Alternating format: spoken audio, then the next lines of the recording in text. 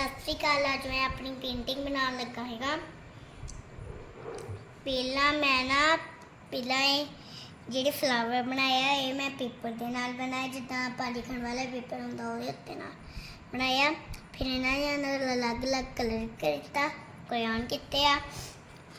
ਔਰ ਉਸ ਤੋਂ ਬਾਅਦ ਮੈਂ ਇਹਦੇ ਅੰਦਰ ਪੈਨਸਲ ਵੀ ਯੂਜ਼ ਕੀਤੀ ਆ, ਸਕੈਚ ਪੈਨ ਵੀ ਯੂਜ਼ ਕੀਤੇ ਆ।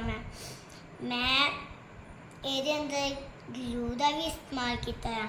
ਹੁਣ ਮੈਂ ਗਲਾਸ ਬਣਾਉਣ ਲੱਗਾ ਹੈ, ਹਲਕਾ ਹਲਕਾ ਕਲਰ ਕਰਨਾ ਤੇ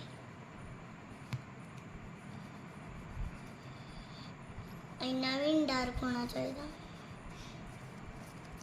ਔਰ ਆ ਬਣਿਆ ਗਲਾਸ। ਉਸ ਤੋਂ ਬਾਅਦ ਮੈਂ ਇਹਦੇ ਅੰਦਰ ਫਲਾਵਰ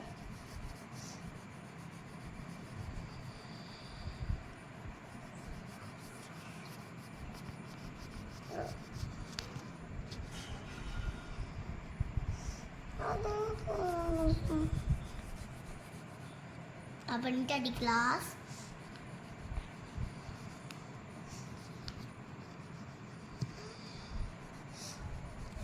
ਹੁਣ ਮੈਂ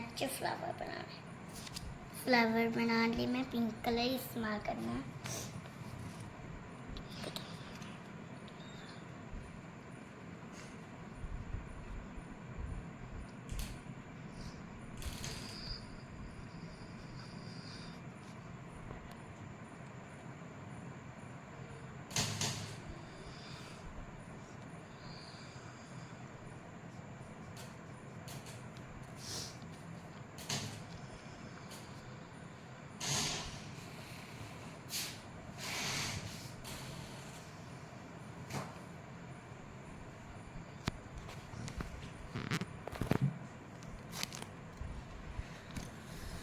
फ्लावर का बना दो।